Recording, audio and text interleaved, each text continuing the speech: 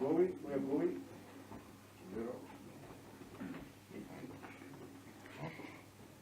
Good morning, and apologies for the slight delay. We were making sure that the technical link-ups are done properly because we are using a pull from the public broadcaster to other media houses.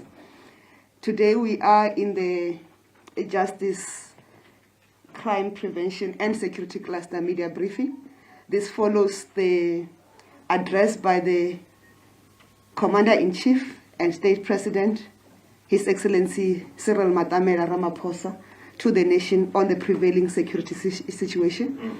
I'm accompanied by 3 ministers who, in their presence, they are called the NICOC principals. Is the Minister of Defense, who's joining us through virtual link-up, the Minister of Police, who is here, the Minister of Defense is Me Nosiviwe Mapisa Ngakula, the Minister of Police is General Bekikele, the Minister of State Security, Me Ayanda Dlodlo. We are also accompanied in terms of the team that is supporting us by the Commissioner of the South African Police Service, General Sitole, Ketla Sitole, the Chief of Joint Ops, General Spiwe Sangweni, the Secretary of Defense, who's also amongst us, Ambassador Kujo, the Director General of State Security, Ambassador Msimam.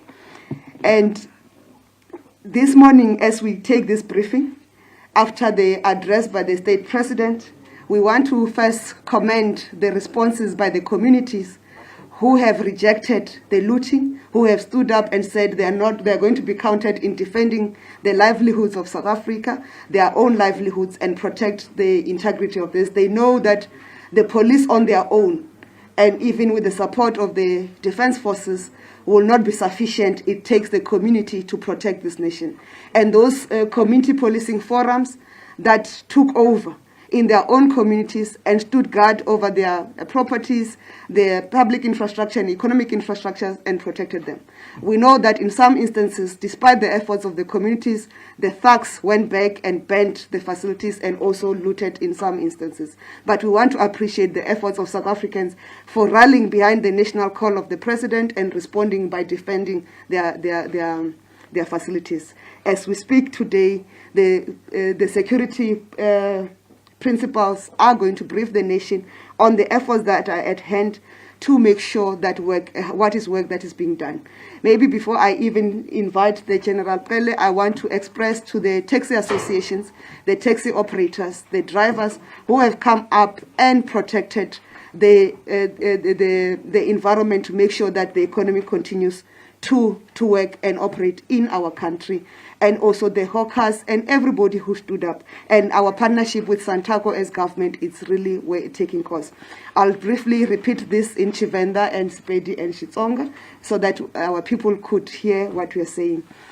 Rekoribu wa rushaka rwa pha khuyelelo ye itiwa nga president wa Shubo Cyril Matamela Ramaphosa wa ima uri va tsireledze zinyimelo dzine dzavha dzo ita uri ikonomi ya shango ichimbile, va tsireledza zwifhato zori shango ḽi kone u tshimbila na ikonomi i tshimbile. Ri khou livhuwa vha dzi taxi association vhe vha shuma vha ri dzi taxi dzavho dzi nga ḓo shumisiwa u fhisa na u hwala zwithu zwo tsiwaho.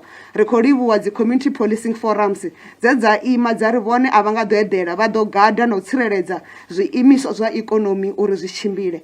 Ri khou livhuwa vhathu vha tshitshavha vhone vhaṋe vhe vha ri vha ḓo ḓi dzudzanya uri vha tsireledze zwiimiswa zwa lushaka ngori vha zwi ḓivha zwori ikonomi i tshiwa a i weli muvhuso, i wela vhone vhaṋe. Ndi vhone vho no khou ḓo shaya mishumo matshelo, ndi vhana vhavho vho no khou ḓo shaya mishumo matshelo, ndi vhane vhaṋe vho no khou ḓo shaya zwiḽiwa. Ri khou livhuwa vhathu vha South Africa vho hanaho u dzhenisiwa kha mafhungo a u tswa na u tshinyadza ndaka ya lushaka. Ri khou livhuwa habe uri vhathu vha South Africa vho pfa khuwelelo ya muphuresidennde vha zwi ḓivha zwori mapholisa nga one ane nao vha na thikhedzo ya masole vha nga si kone u tsireledza shango ḽoṱhe, zwi ṱoḓa tshumisano na lushaka. Ri khou livhuwa vhathu vha South Africa, ri khou humbela uri ri khwaṱhise heyi tshumisano na mahosi ashu na dzi community structures dzoṱhe uri ri tsireledze shango ḽashu. Hezwi ri tshi khou amba hafha ri na vhahulwane vhane vha dziministara vha mapholisa vha vhusebi na vha vhupileli uri vha ḓe vha ṱalutshedze vha tshi khou sapotiwa nga mageneral avho uri vha ḓe vha ṱalutshedze lushaka uri tsireledzo ya shango i khou tou itiswa hani sa zwe muphuresidennde vha amba zwone. Ri khou dovha ra dzhia hetshi tshifhinga uri ri khwaṱhisene tshanḓa sa lushaka ri hane vhuvemu na u khwaṱhisa havho vha dzhia tshifhinga tshavho vha ye u tsireledza zwiimiswa zwa ikonomi kana zwifhaṱo zwa ikonomi fhedziha vha tshi ṱuwa vha tshi eḓela vha mava matsotswi vha ḓa vha fhisa ri khou ri vha songo nyama sa lushaka kha ri ime roṱhe ri tikedzane. Ke nyako ho isha molaetša ho setšhaba sa rena se se emeng ka maoto sa re bona ba tlo tshwarisana le mmušo wa bona or ba sireletse di-infrastructure tsa rena tsa ikonomi meago ya di-mall tsa rena meago e mengwe ya ikonomi ba eme ba šireletša. Re kgopela o isa ditebogo go di-taxi association lefase la rena ka bophara ba emeng ba re bona di-taxi tsa bona di ka se be part ya o utswa le part ya official setšhaba se sa borena ba tseba gore le a tseba gore ikonomi e heiwa a e wele mmušo fela e wela bana ba bo lena e wela lena ke lena le tlo tlhokang mebereko mebereko ke kgale e shota mo nageng ya borena. Re nyaka o leboga gape di-community policing forum le emeng la re lena le tla šireletša setšhaba sa borena le tla šireletša meago ba bangwe a la robala. Re nyaka gore le ba bangwe ba maobane motshehare ba šireletšeng meago eo o tshwana le dimolo mara bošego e le sepela le yo robala magodu a boa a tla fiša dimolo tse cause ba bone gore lena le eme le ska nyama le tshwanetse le kgono le eme le re le tla šireletša setšhaba sa bolena. Re a leboga thego le ifileng setšhaba le ifileng ikonomi ya lena le ifileng lena sa setšhaba because mapodisa le ba thekgwa ke masole ba ka se šireletše everywhere ba ka se kgone go ba everywhere ke rena re le setšhaba re tshwanetse re emelele ka mokana rena re šireletše tše tseleng tša rena because magodu ga o tswetse mmušo ba o tswetsa rena ba o tswetša bana ba bo rena. Re a leboga ka motsotso o ke tla bitša ministera wa mapodisa General Qele a tlo o bala statement sa di-security cluster. Ke a leboga.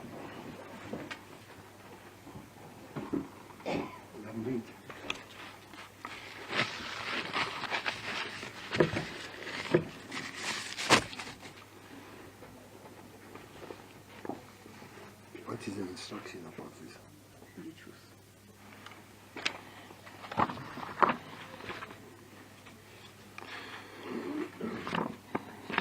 Good morning,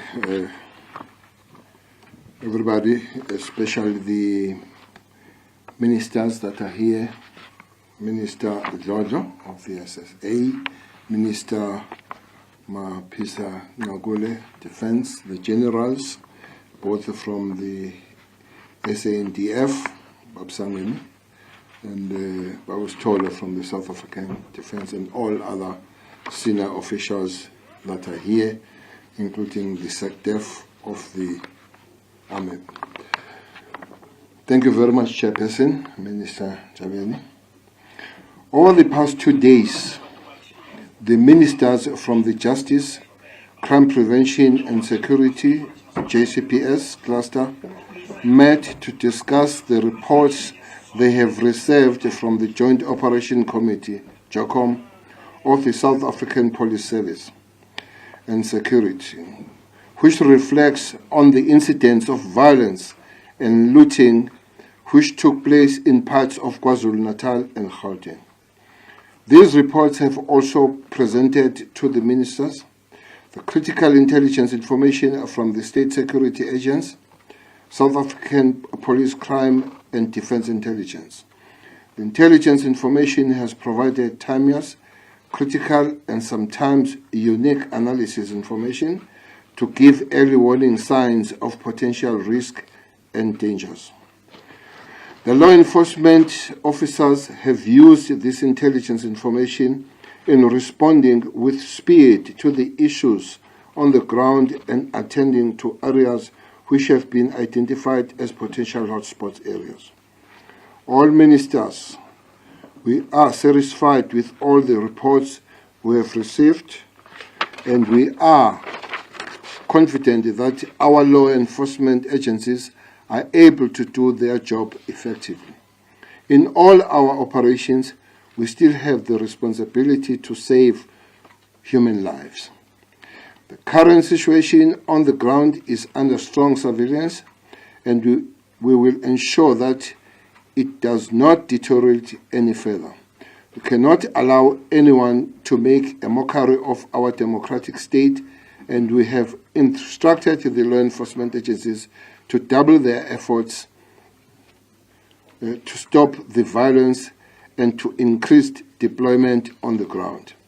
All ministers of the cluster, we add our voices to that of the President and the many law-abiding and peace-loving South Africans who have strongly condemned lawlessness, violence and destruction that is currently happening in certain areas of KwaZulu-Natal and Gauteng, as reported in the media. We call for an immediate end to this violence, looting and the disregard of the law, and call for an immediate return to the peace and stability. As cluster ministers, we are encouraged and heartened by the outpouring of the messages also on social media platforms by the South Africans who, from all communities and walks of life, who are saying that wanton destruction of property such as shops, malls, taxis, trucks, and other transport infrastructure will not be destroyed in their names. These messages of support echo the attitude of our country that this infrastructure is the lifeblood of our society and economy. Without this, we cannot hope to grow our economy, ensure we all have food and fuel, and can go about our daily lives towards the goal of prosperity for all. South Africa is a democratic state that is governed by the Constitution. As the President stated in his address to the nation last night, on the 12th July 2021, I quote, "Our Constitution guarantees the right of every person to protest, to organize, and to engage in a free expression and free association," unquote. However, this right of engaging in peaceful protest comes with the responsibility of not infringement upon the rights of others who may not want to protest. No amount of unhappiness or personal circumstances from our people gives the right to anyone to loot, vandalize, and do as they please and break the law. We call on the communities to exercise restraint in dealing with the situation and, above all, ensure that innocent civilians are not harmed. We further urge all communities and groups to reject any call for violence and making the country ungovernable. We call upon anyone who has reliable information to report any acts of violence and intimidation to the South African Police Service on the toll-free line of 08600 10111, which is usually known as 10111. We also welcome the announcement by His Excellency President Cyril Ramaphosa on the 12th July 21 to authorize the deployment of the South African Defence Force personnel in supplementing the capacity of the South African Police in protecting the infrastructure and other operations. We also welcome the recall from leave and rest days of the South African Police members to beef up the policing work on the ground to make sure that the situation is calmed. Our latest report indicates that the total of 757 people have been arrested in KwaZulu-Natal, a total of 304, and in Gauteng, 453 were arrested. Of concern is the loss of lives that has accompanied the incidents of violence and destruction to property. The total number of fatalities that has been reported is 10, with 4 in KZN and 6 in Gauteng. Furthermore, 4 police officers were injured while responding to these violent protests and are recovering well. We further caution South Africans to note that the country is facing the COVID-19 pandemic, and we are in the third wave, which is fueled by the Delta variant. Law enforcement agencies are also going to ensure the mass adherence to the adjusted alert level 4 lockdown regulations. That has now been extended by another 2 weeks. The greatest risk for the mass protests that have ensued in parts of the country is the rapid spread of the pandemic, causing a rapid rise in infections and affecting our ability as government and as health system to respond to it. Our health system is already under strain, and current developments put the lives of more South Africans at risk should the infection rise.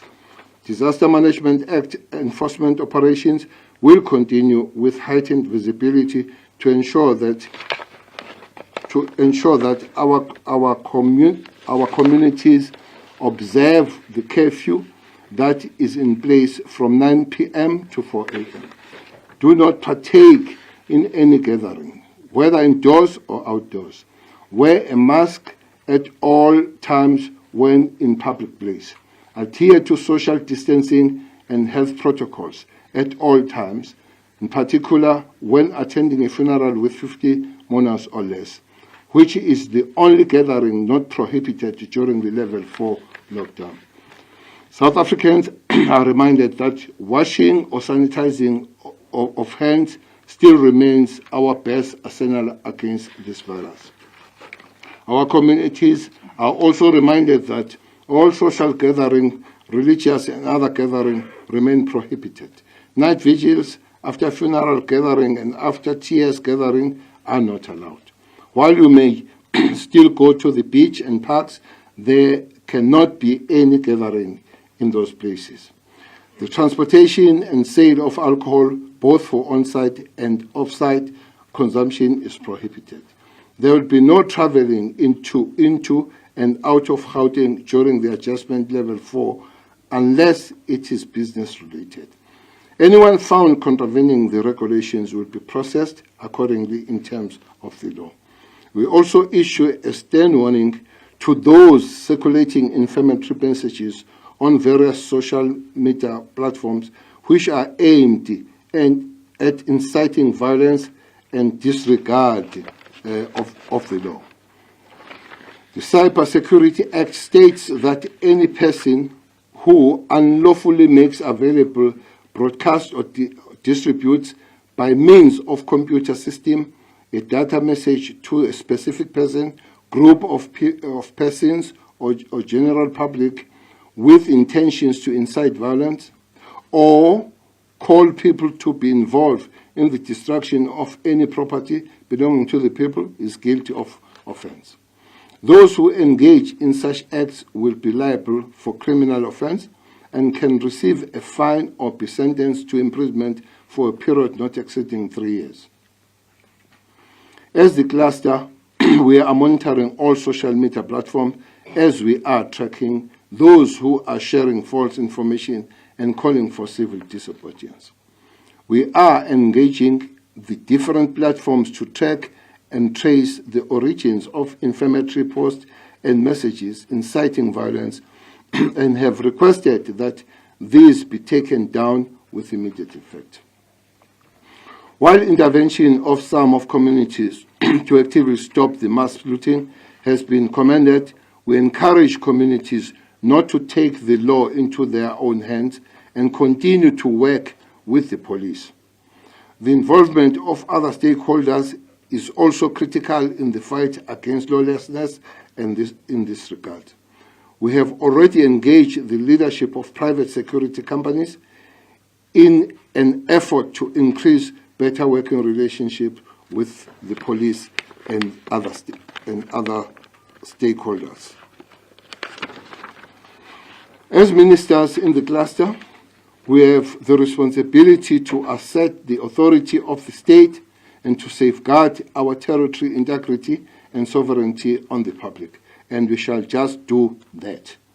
Conclusion, we reiterate the words of President Ramaphosa last night when he said, quote, "We are building up, not shutting down.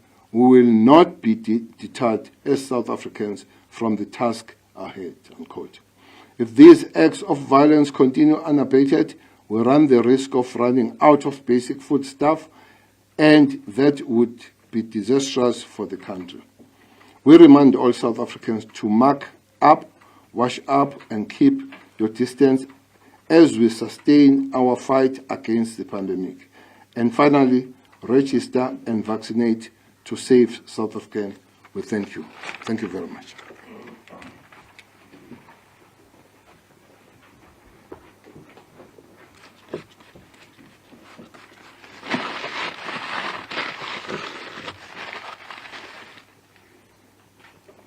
Thank you, Minister. To the ministers and the generals and the DGs and the Secretary of Defense, we are going to start with the questions. We've got the first 5 questions that we're going to ask for you to then take a response. The first question is from Jan Joubert of Morula Media to Minister of State Security.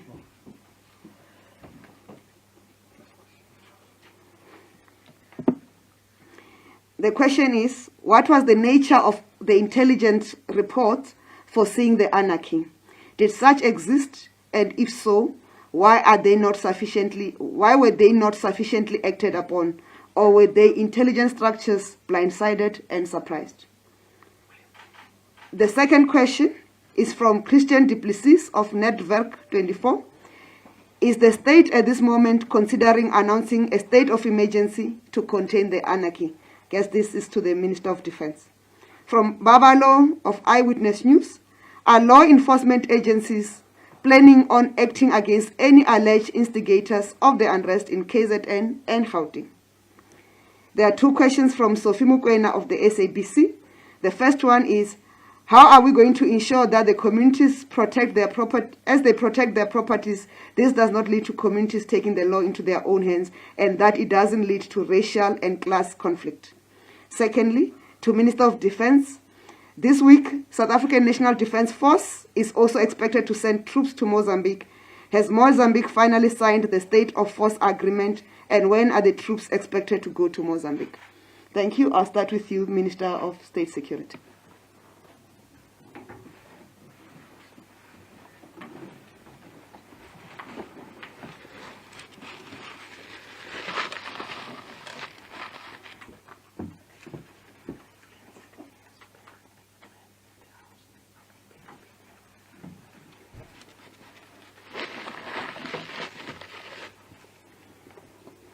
Thank you very much, Minister Nchabeni.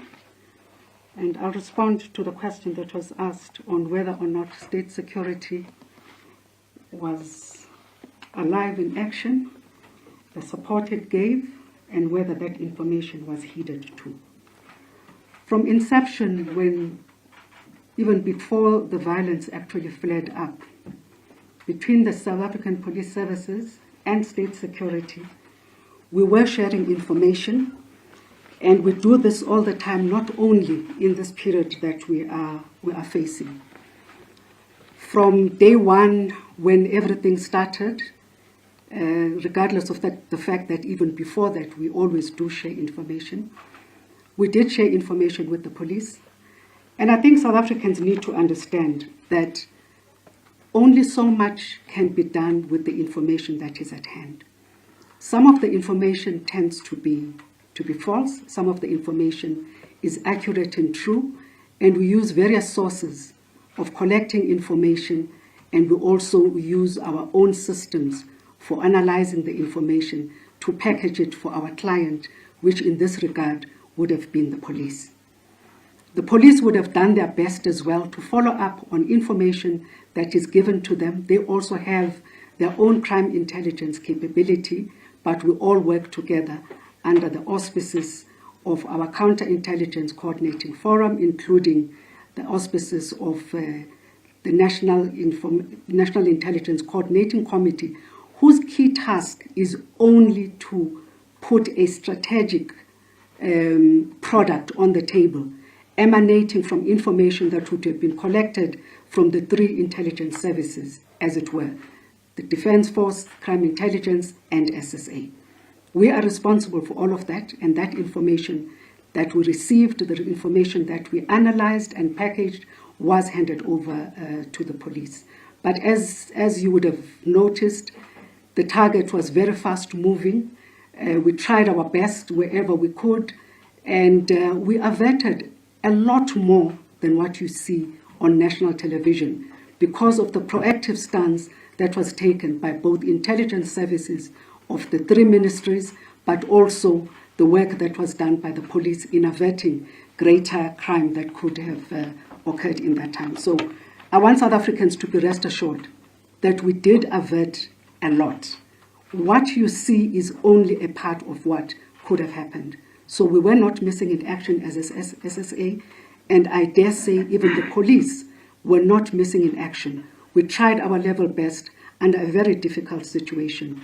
And I would like to commend the two departments because it is the young men and women and those that command them in these structures that really put the shoulder to the wheel to ensure that that information is available and the other law enforcement agencies come into effect what it is that has been given to them. Thank you very much.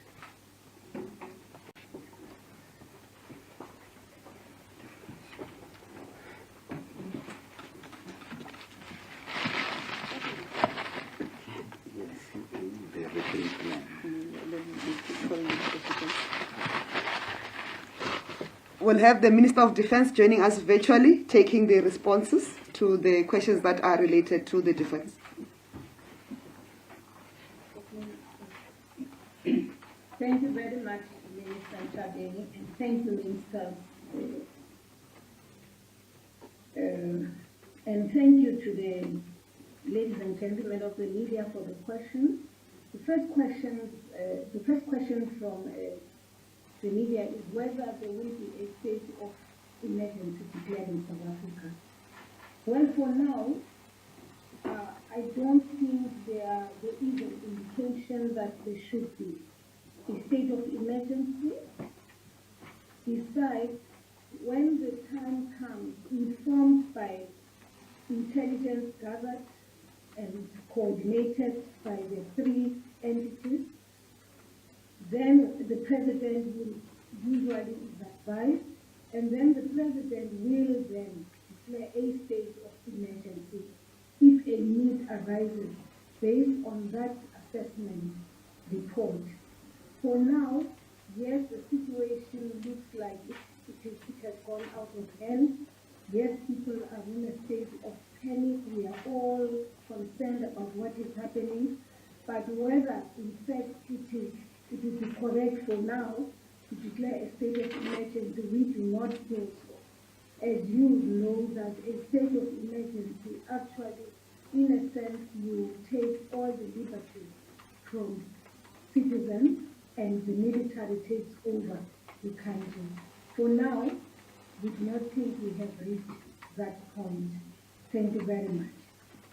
On the second one, which relates to Mozambique, deployment, yes, tomorrow will be the 15th, 2nd or 15th, yes, and that will be the D-Day, and that is the day in which it is expected that the rapid deployment force of the region deploys into Mozambique as the directive of the head of state.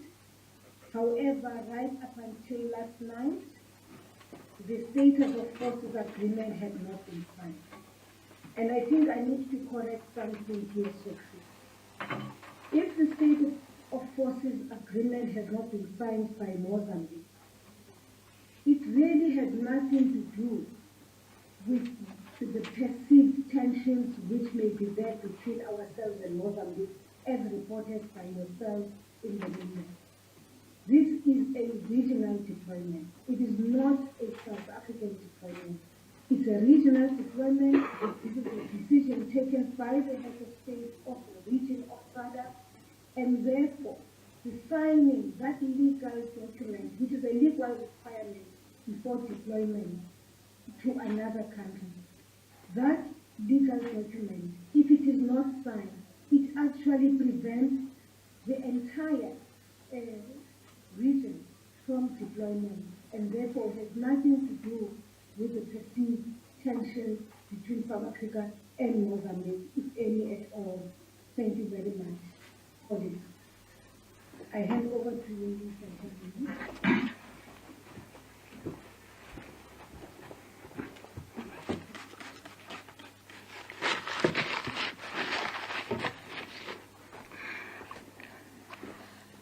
Thank you very much. It would be on to question the arrest of the agitators. Yes, we will arrest agitators. The number of the people that has been arrested up to this point was mentioned. There are 304 in KZN and 453 in Gauteng. As was cited here, 30 more have been arrested in Gauteng. But around those people will have to get the agitators is exactly what the law enforcement agencies are doing to sift those that would have been just taken by the mob spirit to go there, who are there, and those who are planners and agitators on these matters. For instance, you have people that call themselves presidents. They call themselves addressing the nation. I've never seen a president that has not been elected who goes around addressing the nations in the hostel. And that person will have to really explain himself or herself as he moves around agitating people. And we are not going to allow to be a person unelected as he is, not a member of any leading structure and all that, going around addressing the nation. And addressing the nation insults the leadership of the nation that is elected, calling the people on violence, to commit violence.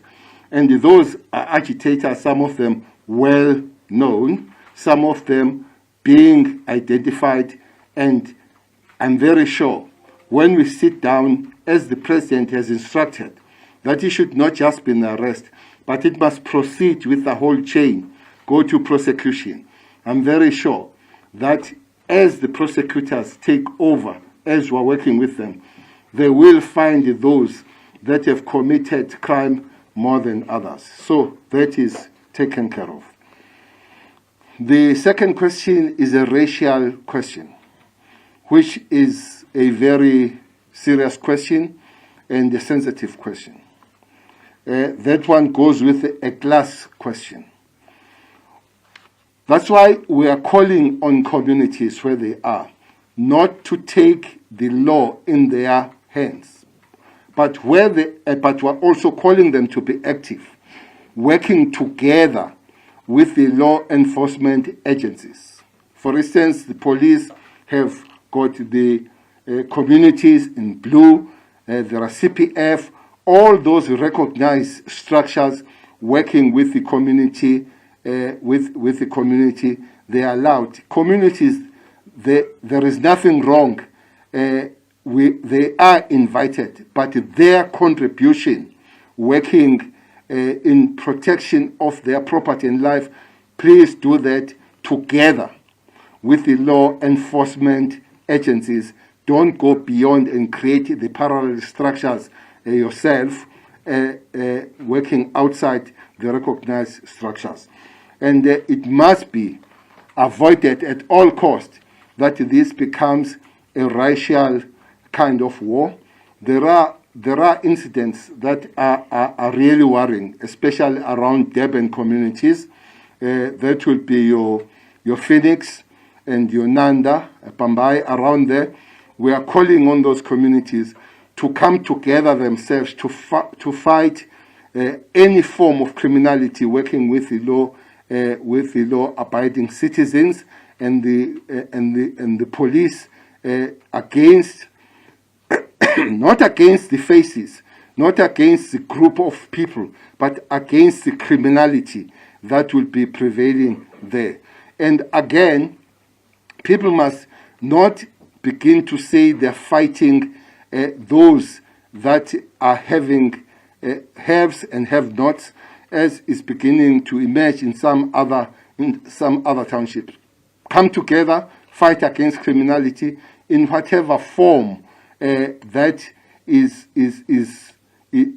there, so long you work with the police, so long you work with other recognized and legal structures. So it's a call we're making.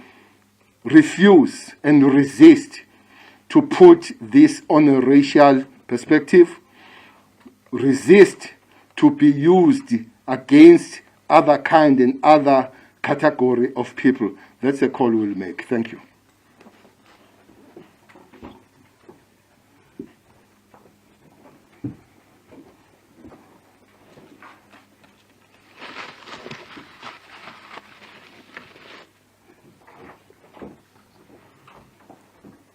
There is inside the room Barry Bateman of ENCA. May you ask your question? Thank you. I understand how to go ask it up there for the sound. Okay, so you can go prepare as we ask the other questions. Okay.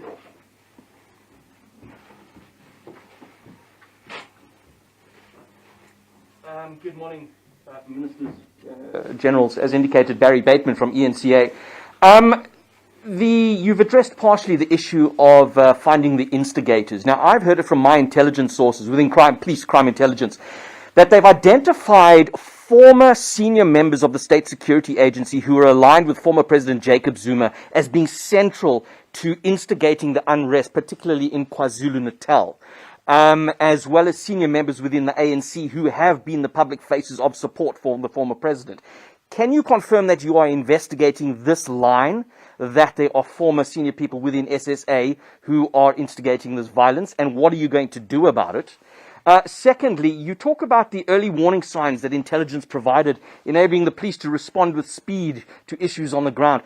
I think that statement is so far removed from the reality of what we are actually seeing. We're witnessing police who are overwhelmed. Even where they are deployed to an area, they stand by and watch because they simply don't have the resources to do anything. How is that going to change with the SANDF now being deployed? And then lastly, Minister Cele, you touched on this, on Sophie Mokwena's question. This unrest has demonstrated that the police simply can't be everywhere all the time. Now, armed members of communities have taken upon themselves to protect their neighbors and their communities, and business owners who are armed have taken upon themselves to protect their own businesses. If it was not for these members of the public, you would see communities on fire and far more businesses on fire. So the question is this. So if a person decides today to go and buy a firearm, it'll take another year before they can take that home. Isn't this time for the SAPS to sort out what is going on at the Central Firearm Registry? Thank you. Given the number of questions he has asked, I invite the ministers to respond, and then we'll then go to the next page so that we can have focused. I'll start, Minister of State Security.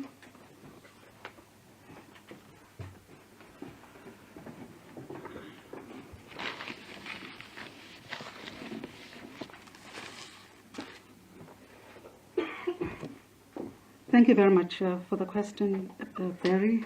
You are one of those lucky ones who has your own agents within the security agencies. I wonder how much you pay them for that information. We did receive such information as the SSA, and we are investigating it. Any information that comes to us, you will understand. We investigate, we do an analysis, we determine and sift fact from fiction. So we are in the process of doing that. That information that you have, we also have. We're working on it. Our responsibility as SSA is to gather information, correlate information, package it properly for a client. It becomes intelligence, and we hand it over to law enforcement or a department that so needs that information. More than that, there's nothing that we can do. We provide intelligence product to our client. The police are our client. In certain instances, the Defense Force would be our client. All other departments of government become our clients.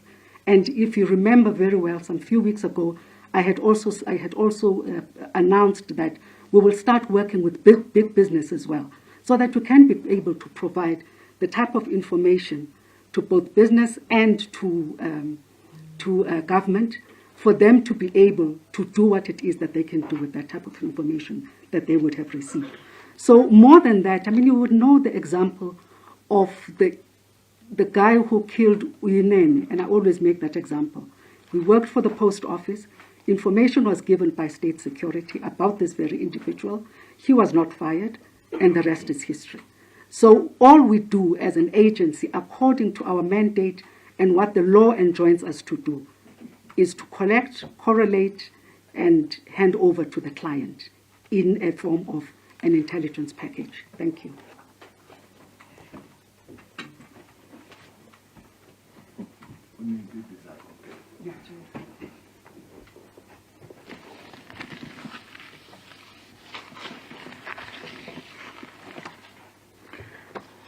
Good morning, Perry. No, I can see that you're trying to throw the firearm processes on the back window.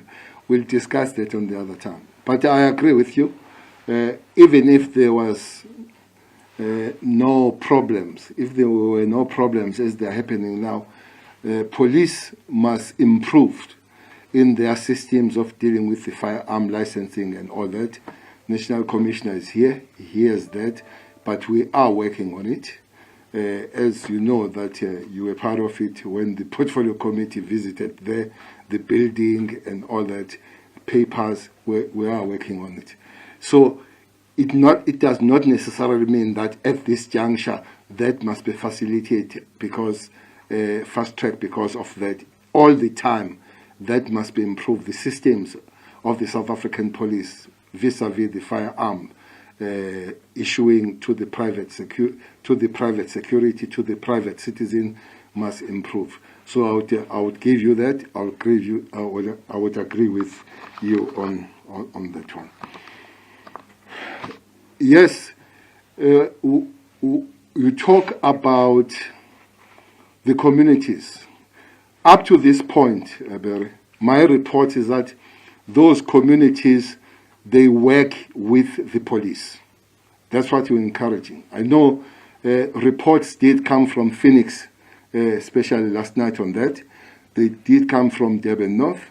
And I was told emphatically that those police stations and those police that are there are working with those members of the community. We are really encouraged that they don't just they wake up, they create the parallel structures. Working with the police is what we're encouraging and is there. Ukhuluma ngokuthi amaphoyisa are overwhelmed. Look, the system of policing will be created for the peaceful times. There are no police that are created for the war situation, are created for the peaceful times. And police, unfortunately, which is good for them, no matter under what circumstances, they must respond with a maximum restraint and constraint. It doesn't matter where. When police, they see the danger of losing lives, they'll have to take a step back. And maybe it would be folly not to say up to this point, congratulations to the police, the way they have worked around this issue. It could have been easy to them. Just go there, open fire, kill everybody, and we all come back to say these are brutal police and all that kind of thing. But they'll have to measure between the implementation of the law and the lives that are there. We believe and we hope that the backup that the police are receiving, soldiers will relieve them from some other areas, maybe not mentioning exactly where there are police at the present moment, and you take the police out there and you leave amasosha, and amasosha akwazi ukuthi agade lezo indawo ezibalulekile njengeindawo ezibhekela uhulumeni nendawo zomnotho ebizwa ngokuthi ama-point abalulekile, the key points. Bese dedela amaphoyisa ukuthi amaphoyisa akwazi ukungena ngaphakathi alandele lezi gebengu nako konke lokho okunye okushilo. Mhlambe ke bese just make a request, Barry, to share the list of the identified criminals with us, so that we continue to do our work. Maybe through the minister there, but we'd like to get that list. But one thing for sure, there are quite several of the people that are agitating that are within the sight of the South African police. Some of them have been picked up, some of them will pick them up, but after long this is gone, we'll pursue and follow them, and the law will take its full course going forward. Thank you.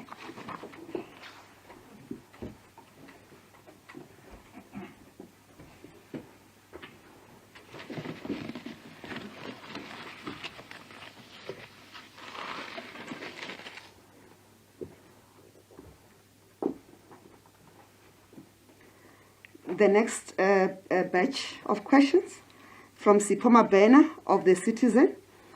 First question, there's been a spectacular failure to move quickly on people inciting violence, let alone be ahead of the looting and the torching of trucks. The outbreak started by Zuma supporters and members of his family inciting violence. The breaking down and hollowing out of intelligence structures, weaponing such structures against political opponents, and to enable state capture during the so-called 9 lost years of Zuma's tenure is well documented. To what extent has lack of ground intelligence and the breaking down of these structures contributed to the failure to quell the current thuggery? Second question, what has been the biggest lessons of the riots for the law enforcement agencies? What is it that government could have done better? Third question is from Kalen Pillay of the Independent Media. Do the police stations have the capacity to hold those arrested, considering COVID protocols needed to be implemented? I think this the commissioner must take. What is your response to those saying that SAPS were completely unprepared for this? The fifth question, we know that police officers have often highlighted their lack of resources. How are they being assisted, and those police stations being assisted with vehicles, riot gear, and etc.? There are other questions in this batch that will respond in general from the presidency. But if we can take those 5 questions. Minister of State Security, you'll have to start.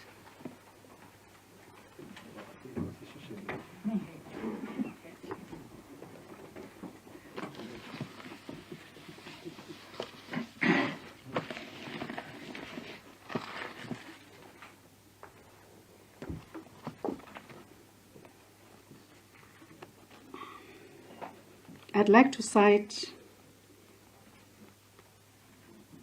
the section of the Constitution that speaks to freedom of expression,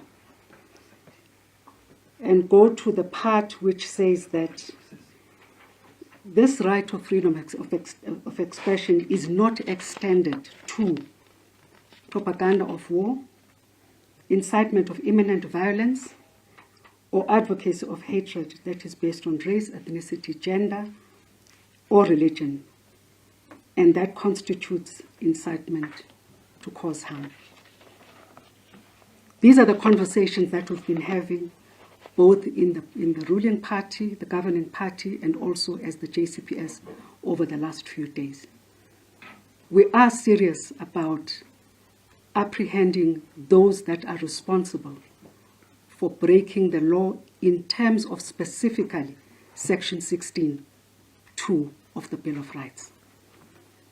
We all have rights enshrined and protected in the Bill of Rights, but that does not mean the rights of others should not be violated by those who, in their quest to implement their own rights or to address their own rights, are concerned. I will categorically refuse to acknowledge an untruth that there was spectacular failure by intelligence. intelligence has done the best that it could. We have supplied the information to law enforcement to do its work. We have, for that matter, even escalated in terms of greater deployment of our people to provinces to ensure that we are on the ground, we are in touch with the people that we work with who give us information. We were ensured that we brought people back into head office who would have to come in spite of the problems that are being experienced, both by the police and ourselves in relation to COVID.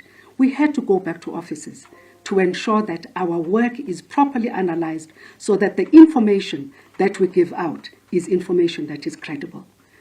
That information that we gather is based on foresight, it's based on credibility, and it is timeless.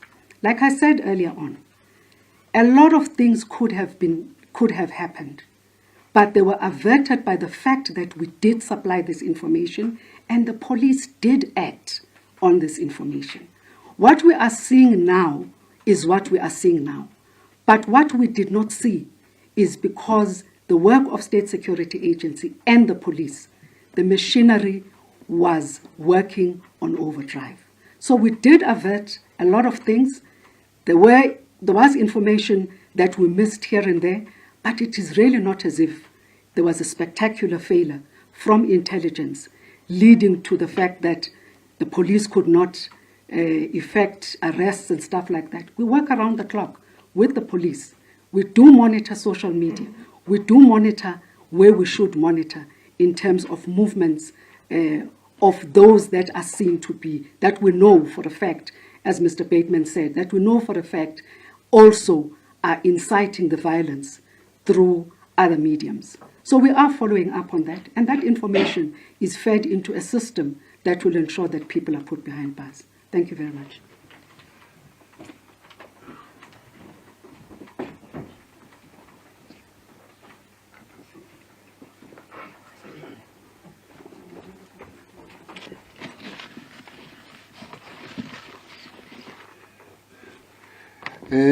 Ifundo ezingafundwa kulokhu, lessons to be learned, yes. Ngifuna ukwaphinda amazwi kaMinister uDlodlo. Ngebhadi elikhulu, lokhu okuvinjwayo nokulungayo akuvamisile ukuthola indawo ukuthi kubikwe. Umbuzo uthi amaphoyisa akwazile yini? Ningi izinto ezwrong ezenzekile. But iziningi kakhulu eziright ezenzekile. Ngebhadi asixoxeke. Mhlawumbe asithathe indaba yase Moy River eyama-truck. Ukuthi ashile lawo ma-truck ashe lapha. But emva kwalokho kube sekuba namandla ukuthi angabe sabakhona ama-truck ashaya. Hayi ukuthi abantu abasathanda ukwashisa ama-truck. Emva kosuku eshila ama-truck, umphakathi walapha wadilika wonke umphakathi wadilika. Kwathi ngenxa yokuthi kodwa kwase kunolwazi sekulungiselekile kwangakwazi ukuthi kube nama-truck aqhubekayo ukusha. Nangelanga ama-truck ayeshe ngayo ngo-2 ekseni wadilika wonke umphakathi waya ey'tolo. Ngenhlanhla enkulu amaphoyisa aselitholile ulwazi bafika kanye namaphoyisa bafika kanye exactly ngesikhathi esifanayo. Zakwazi ukuvikeleke izitolo engezoyibiza ngamagama ebabezoyibhubhisa. Ngebhadi ke akufiki ekutheni into enjalo zithola ukuthi ngabe kwenzeka ukuthi kwavinjwa, ngabe kwenzeka ukuthi kwavinjwa. Njengamanje njengoba sikhuluma kunendawo eziningi engabe sekonakele ukuba le information ayikho namaphoyisa awekho kulezo ndawo. Angizozibala ukuthi iziphi ikakhulu eThekwini nakhona eJohannesburg. But enye into esilandelayo mhlambe esingakwazi kakhulu Minister Dlodlo ukusebenza nemphakathi ukuthi information esuka ingeyona ikwazi umphakathi ukwazi ukuthi this is a fake information. Like last night, there was a big hullabaloo that the whole one hostel is out on the streets. The whole hostel. We went there, there was nobody there. So there would be fake news that maybe the communities will help them to understand that such things don't or didn't happen. Yesterday, we woke up with information that 5 stations in KZN police have been taken over by the rioters. Not a single police station has been taken over by the rioters in the province. Not one police station. That can't be true. Maybe that also answers the question. Police stations are there to do the normal policing. And then there will be assistance for reinforcement if things becomes riots and all that kind of thing, which becomes an abnormal way of policing. So it's important to differentiate between those things. Normal policing, which police stations are made for that, but they will be assisted if it needs to be with the extra capacity when it's needed. Lessons have been learned. Maybe it's not the time to share the lessons, because some of those lessons we're using them as we go forward, as we're standing here. There is a question of capacity and the question of lack of resources. The National Commissioner, through you, Chairperson, will ask that he speaks on that.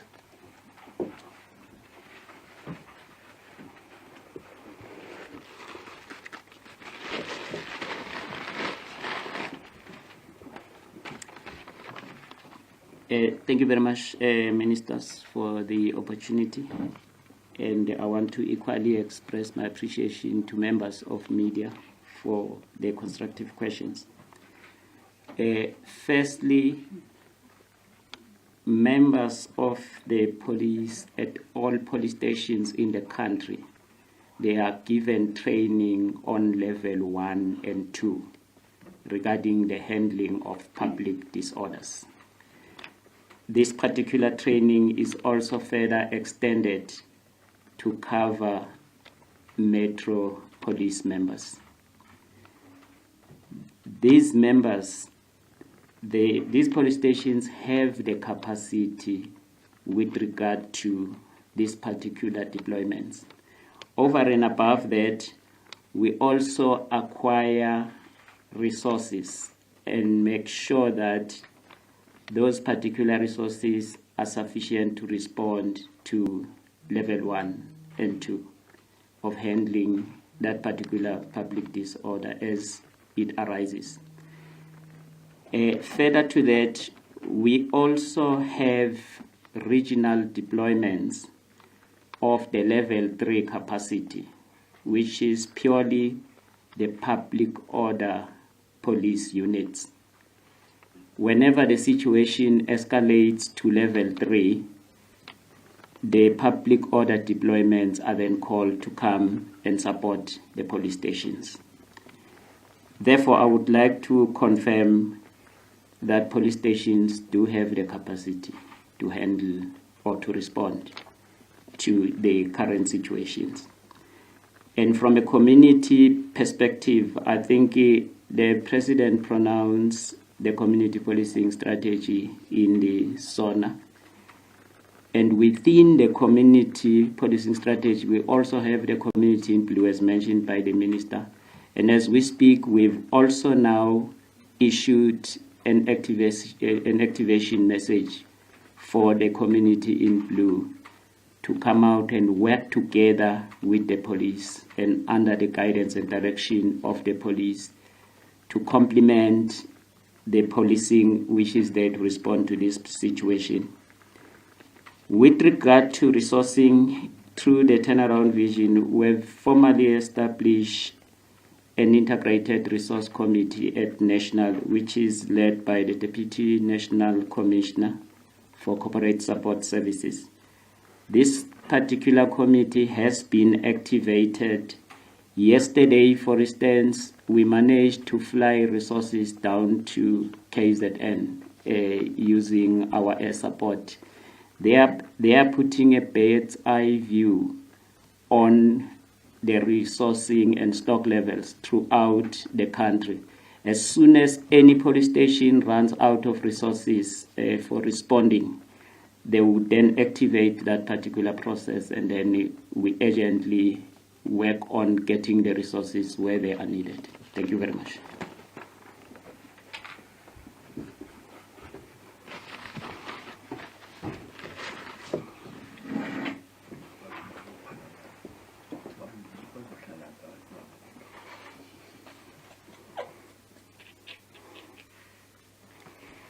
Thank you. We'll go to the third batch of questions. Or the fourth batch of questions.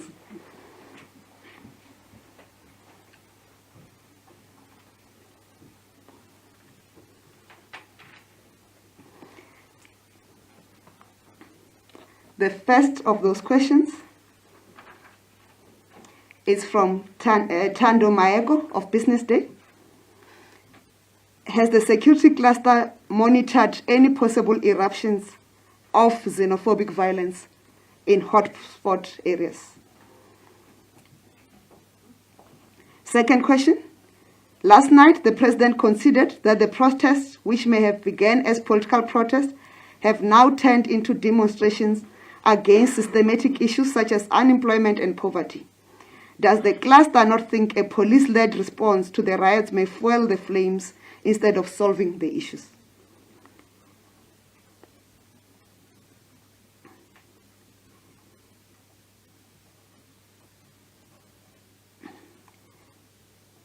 Another question from Tando Maeko is to say, what are the different intelligence structures doing to identify and apprehend those instigating and condoning the violence via social media? Has anyone been arrested for this? And if not, why not? Related to that question is that has the ministry acted on former President Jacob Zuma's daughter Duduzile's tweets, which has shared images and videos of violence? From Juanita Hunter of News 24. And also the same question was asked by Babalon Ndenze from Eyewitness News. And I think this must be responded to by the general, the police commissioner. The premier in KZN said 26 people died in that province, but the police minister says 10 people died. Please, can government give us accurate details related to the death toll? And to the defense, what was behind the deployment of only 2,500 soldiers, whereas over 70,000 soldiers were deployed to enforce lockdown, but only a mere number for the arrest that is decimating the economy? In that order,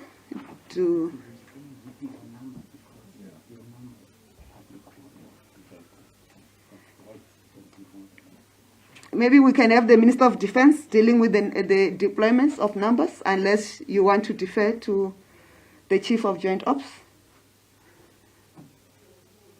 Minister of Defense. Thank you very much, Minister, and thank you to the journalist to raise the matter. Well, I guess the General will come in if I've not responded to this adequately. Just to say that you are correct that the numbers which we have deployed right now are far less than what we had mobilized during the period of the pandemic. I do want to emphasize the point that everything and every decision you take when you utilize the Defense Force, irrespective of whether it is an operation or the actual deployment of numbers in decision making, you must be informed by the assessment of the situation on the ground. At the point when the deployment occurred, which was yesterday morning, the numbers which we thought we could deploy were the numbers which you have seen, which has been reported about. Right now, for instance, there is a process underway of developing documents, a letter which is going to be sent to Parliament, to both the Speaker of Parliament and the chairperson of the FCOP. One of the reasons why that has not been received as yet, it is because people are grappling with issues of numbers, because ongoing assessment of the situation is happening behind the scenes. To take a decision as to the exact numbers of people we are deploying, because that also has financial implications. So when we talk numbers, we also have to talk possible expenditure which we are likely to incur for the deployment of those people. So I'm just saying that, you don't just wake up and thumbsuck the numbers. You wake up, you are informed by intelligence gathered, and then you decide what kind of strength you need for deployment, and then you can make an announcement about it afterwards. But there is the general sitting with the ministers, and maybe the generals can further elaborate on the issue. But I think that it's like people saying now, we don't see the defense force at the malls, we don't see them there, we don't see them there. The point is, the initial focus for us when this thing happened was that let's guard strategic installations, key national points of government. If you were to go, for instance, of the country, if you were to go to the airports, you will find the defense force. If you go to other installations which are key, you will also find them there. But at that point, I don't think we anticipated that there would be this scale of looting of the malls. But right now, obviously, people now are planning around deployment of some of your people to guard the malls. Throughout, our understanding has been that you have the private security industry, companies at the malls, and in fact, those people right now, those companies are collaborating with the South African Police Service. So it never occurred to us that you actually need to have the defense force in malls. But our focus was on deployment to key national points of the country. Thank you very much, Minister. Thank you, Minister. The Chief of Joint Ops is not going to cover the issues. Then I'll hand over to the rest of the ministers.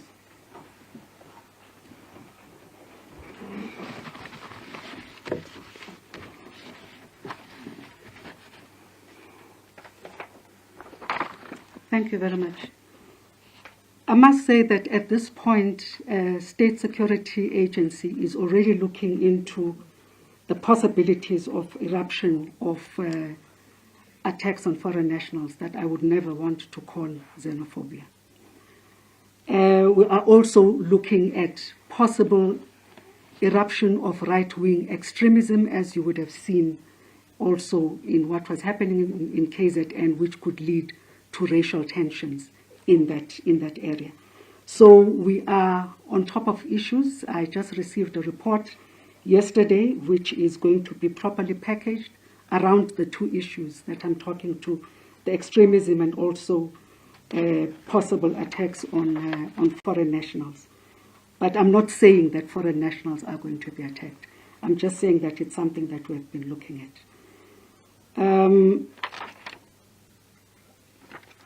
I think just to further elaborate on a question, Minister, if you don't mind, that was asked earlier on, and Minister Celi tried to respond to it without giving information.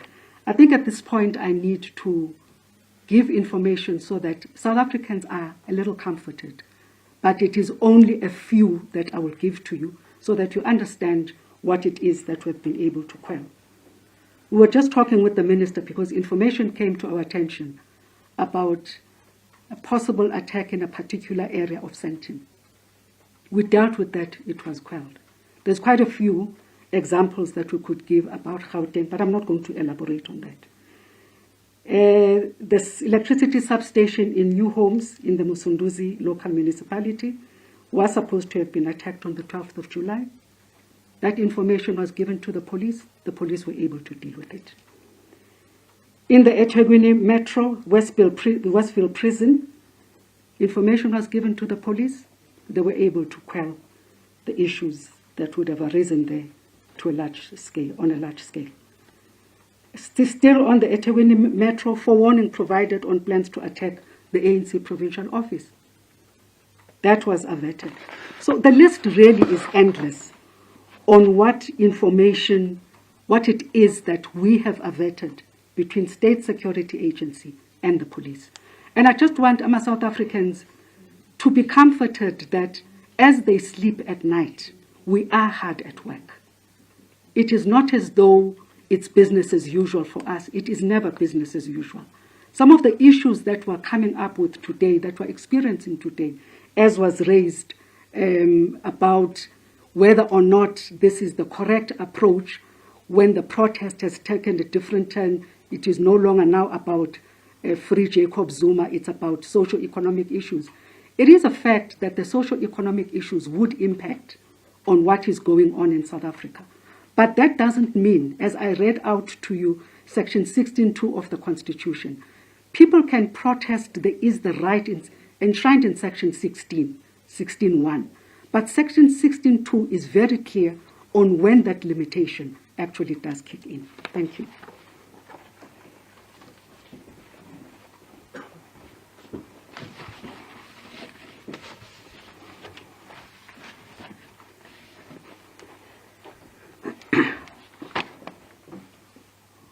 Angikhumula. Njengoba echazile uNgqongqoshe ukuthi ngaphandle kwezinto ezibalwa umongameli njengomsebenzi nokunye ngaba indlala, lokho akubizeli ekutheni abantu baphule lokho khona, bamoshe lokho okukhona esikhundleni sokuthi kwakhelwe phezu kwakho.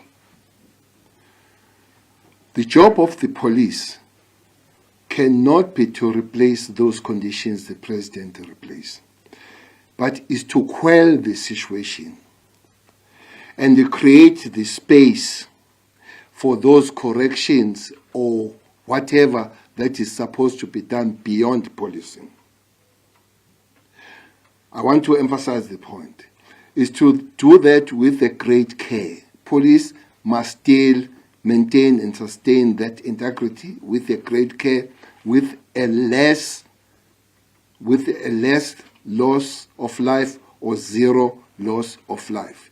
Yes, protect as much as you can, maximally so, the property, and balance that with saving the life. People should not lose lives going through that. So it's important that that is looked as if, or is looked as a space created by policing, creating peace so that other things are done. It can't be, we agree, a permanent solution that police must be there and do every other thing. We do that so that we give the space, so that other things happen, social things happen, people go to school, go to work, go to hospital, go to buy food and all that. So we are doing that as a South African police, besides normal policing, arresting criminals and all that. The investigation, well, people are mentioning names of the people that are running amok on this so-called social media war. They mention one or two names. There are almost 12 names, between 10 and 12 names that the security cluster is looking at them. Not that they are not pursued; they are pursued as the statement did say, but the minister did say that information is called, including the people that you have mentioned by names, are not spared when they break the law. When you break the law, it doesn't matter who you are. But police are dealing between 10 and 12 of those people that are running the thing. So some of them names are in the hands of the police. Police will act. The figure in KZN, we will not, we dealt with the number confirmed to us, but we will not deny that was said by the Premier. Ours is just to make sure that those numbers are aligned, and we find they died out of these activities. How did they die, and all that kind of stuff. But that Premier has given that number, and we have given the other number. It doesn't mean that the situation cannot be aligned, and the number is one. We will live with that number, but the number we gave is a number that has been confirmed by the police in the KZN situation. We are receiving another number of the people that have died in Stambide, somewhere in Soweto, whether Phosphorus or Katlehong, I'm not sure, but there are people that have been killed in Stambide. So we'll be confirming those numbers going forward. Thanks.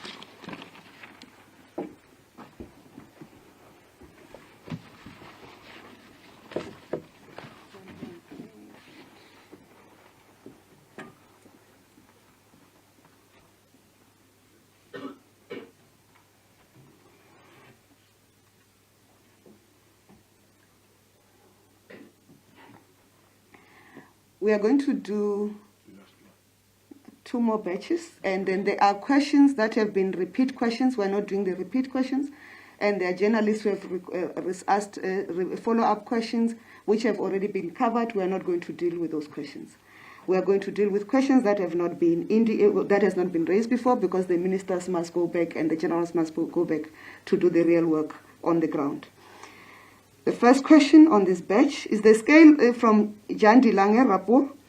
The scale of the unrest will need the arrest of hundreds, if not thousands, of people. The Criminal Procedure Act demands that suspects under arrest be charged within 48 hours after arrest and be released immediately. The legal system doesn't have the capacity to do this. How will you deal with this? Don't you need powers for longer detention to have a realistic chance of prosecutions? I think this will be handled by the Commissioner. Nazir Noam Mohammed of Glow TV, how do you decide where to deploy the army? Is it proactive or reactive deployment? Does there first have to be looting before the army goes in? And by when can the communities that are under siege expect the army to be present? Greg Nicholson of the Daily Maverick, I think is to the Police Commissioner. How will you ensure SANDF members to Chief of Joint Ops, how will you ensure SANDF members don't commit similar abuses reported during their deployment during last year's lockdown?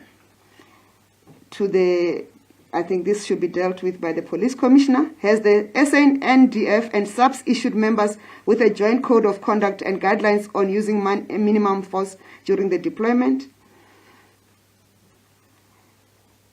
And the question that is being asked, the last one on this batch, is by Hwapelwa Palazzi at Jacaranda News. Minister Cele talked of arrests of people who caused conflict in Nkandla on the weekend of 3rd July. Have those arrests been made? There are questions by Lizeka Tando of Mail and Guardian. They've been responded to. Hauhelo Mahuleho of UFM has been responded to. Because they are a repeat of the other questions, we'll indicate the other questions that have already been responded to. Over to you. You want to start with ministers or we start with the generals?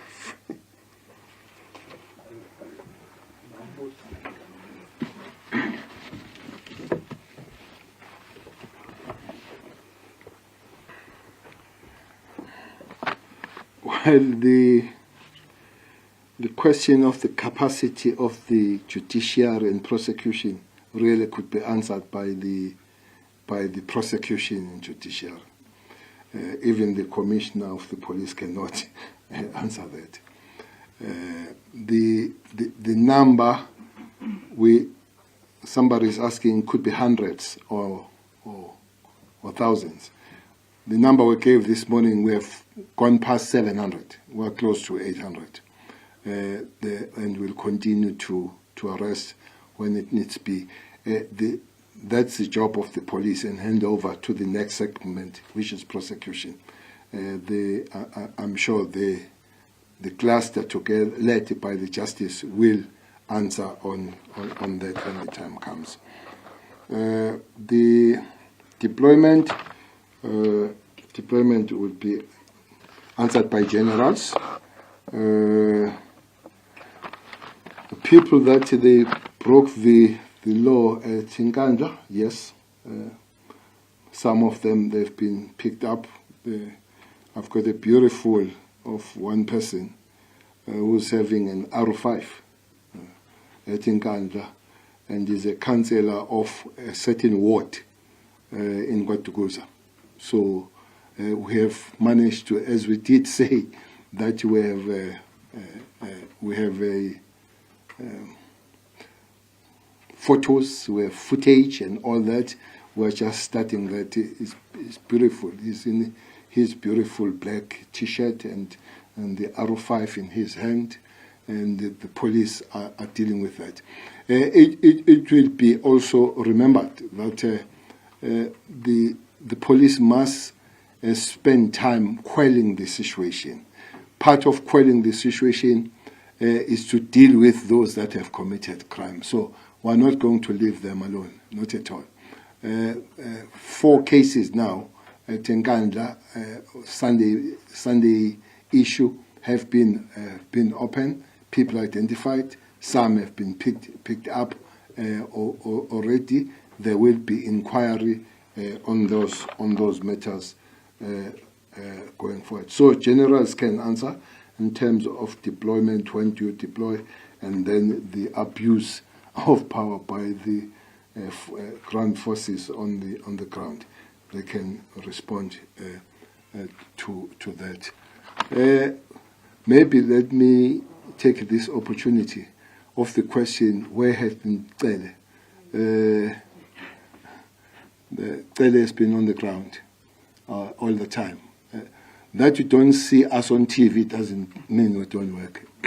There is that thing that if you don't see us, we're not there. We have been really working on the ground on the matters, especially both Gauteng and KZN. Maybe that you sleep at 3 and you wake up at 6 or wake up at 4. It's work that, unfortunately, there is a lot of work that cannot be brought on TV, that could not be brought on press briefing before it is done, before those things are happening. But also, there are still protocols. There are still protocols that you need to be more careful. On the day leading to the arrest of the former president, one of the very senior person was found to be positive, and then you have to take some protocols. It doesn't matter whether you're a minister or what. Protocols are for all of us. So you take those things, you walk slowly on other things, and until you check. And we did check the team that was there, and they were definitely the results that we received about 6 o'clock this morning were negative. So there are many other things that are there. Don't think that we are not working if you don't see us.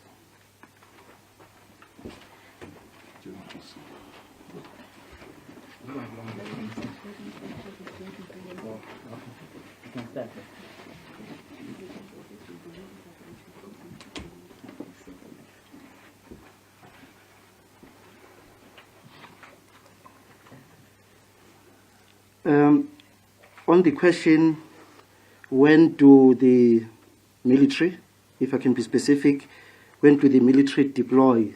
Do we deploy before or after the malls have been ransacked?